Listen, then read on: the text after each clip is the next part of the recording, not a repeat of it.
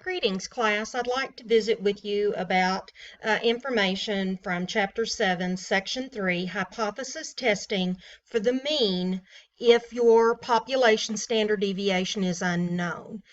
So in today's examples, we cannot use the Z statistic that we used in 7.2. In 7.2, we were given the mean. We were testing for the mean given the population standard deviation. But in many cases, the standard deviation for the population is unknown. And when that happens, we have to use a different distribution known as the T-distribution. Now they talk about the T-distribution back in Chapter 6 when we were looking at confidence intervals, and it was the same situation. The population standard deviation wasn't known there as well. The different types of testing that we're going to do in this section will be a left tail test where the rejection region is determined by alpha on the left tail. The right tail test where the rejection region is determined by this alpha level to the right of your critical value of T. And then we also have a two-tail test, much like in the other chapters, where you have a critical value of T, both positive and negative, and then you take half of alpha, and those are your critical regions where you're less than the negative and greater than the positive. And so we're going to actually go to some of the exercises and look at a few problems from there. I'm actually on page 383 of your e-text, and I thought I would do some problems from those exercises to practice using StatCrunch. So it says in exercises 3 through 8, find the critical values and rejection region for the type of t-test with the level of significance alpha and sample size n. So for number 3, we want to do a left tail test where alpha is 0.10 and n is 20. So you go to Stat and go to Calculator because we will find our critical values using a calculator. And we have to use the T-distribution calculator. Now, since n is 20 in number 3, our degrees of freedom would be 19. N minus 1, or 1 less than your sample size. Now, since it's left-tailed, we want to use less than or equal, and the probability for alpha would be 0.10. We want the probability that you find a mean within that region to be 10% or less. So we compute, and you see this red area. So that if you were to get a t-value, a test statistic in this area, in this position, from negative 1.3277282 or less, then you would reject your null hypothesis. But what they want us to do here is just to find the critical value. So the critical value here is T equal to negative 1.3277, and my stat lab might ask you for 3 or 4 decimal places, so just be careful how many decimal places that my stat lab is asking for. But in this particular example, then I would say that T is equal to negative 1.3277. That's to, excuse me, I have a slash there, 1.3277 to 4 decimal places. So that is my critical value. And now I want the rejection region. Well, this rejection region in this particular example is to the left. So that would, the rejection region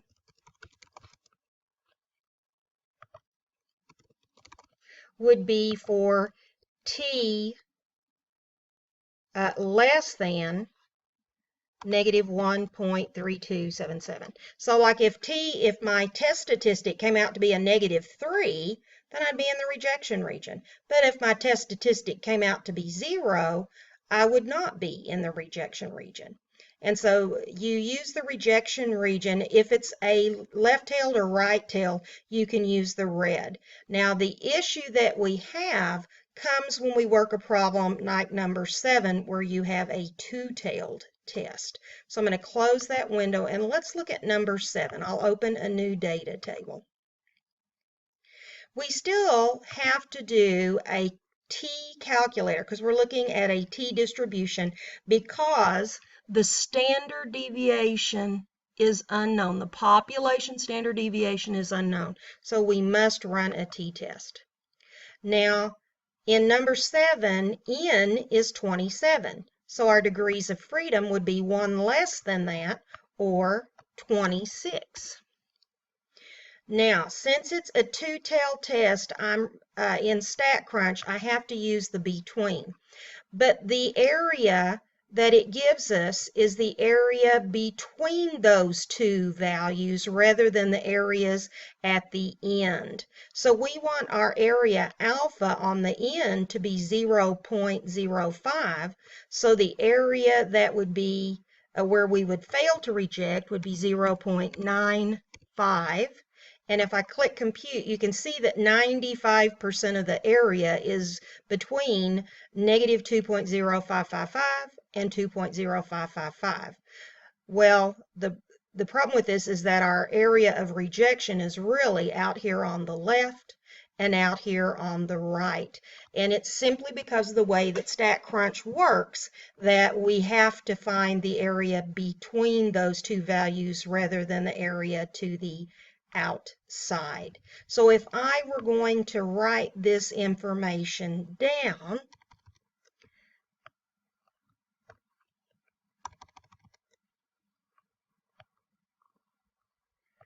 I would say that my test statistic t would be equal to a negative 2.0555 or a positive 2.0555. So you're looking at a positive and a negative value. Every once in a while, they'll use a symbol, a plus or minus symbol, where you only have to list the number once. But for my rejection region, so this is one where the red doesn't quite match where we're rejecting, we would reject when our critical value is less than negative 2.0555, which is over here in this white area to the left, or when t was greater than 2.0555, where your rejection region is over here in the white area on the right, greater than 2.0555, or when your t test statistic is less than negative 2.0555. So these are your critical values. We usually refer to those, you might see like a little t sub c in my stat lab, negative 2.0555, positive 2.0555. But your rejection region is outside this red area, and that's the only one that works this way because of the way StatCrunch works with the word between. I'd like to take a minute to look at question number 9 in the exercises on page 383. It says in exercises 9 and 10, state whether each standardized test statistic t allows you to reject the null hypothesis and explain.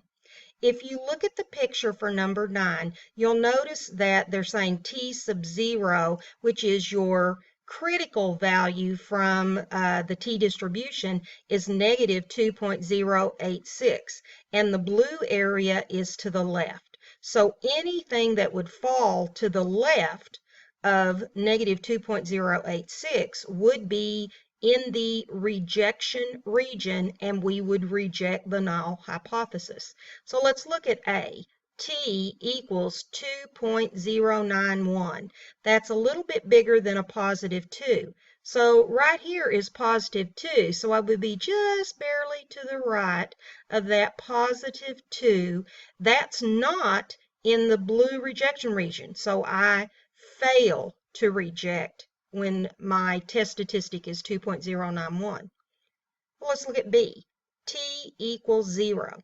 Well, 0 is right here in the very center of my T distribution, just like the Z distribution. So I am not in the blue region.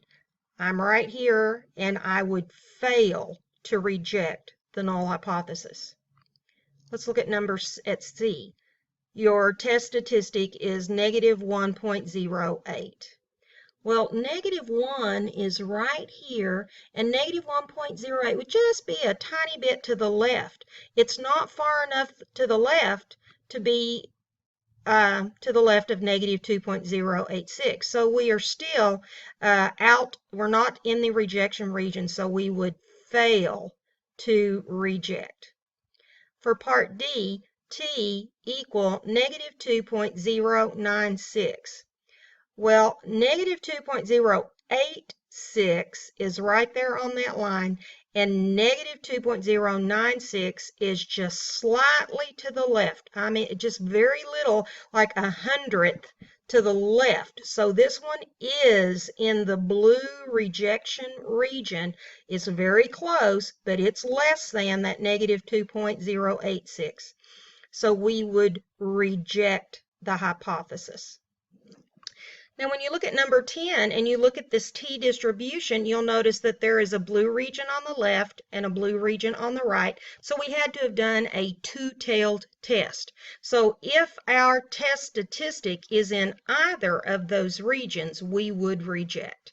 If it's in this pink area, we would fail to reject. So T equal 1.705. Well, the rejection region is bounded by 1.725. So 1.705 would be just barely to the left of that blue region. So we would fail to reject for part A. Part B says T equals negative 1.755. Well, on the left, on the negative side, the boundary is negative 1.725, and negative 1.755 would be just a little bit less than that, and it would be in this blue region. So we would reject at a T test statistic of negative 1.755. Now, negative 1.585, negative 1.585 would be just to the right of this negative 1.725, so we would fail to reject. Positive 1.745 would be to the right of 1.725, just barely over here to the right, but enough to be in the blue region or the rejection region. So we would reject when we got a T test statistic of 1.745. I'll continue to look at a couple of more examples for section 3 in the second half of the video. So this is part 1. I'll continue in part 2.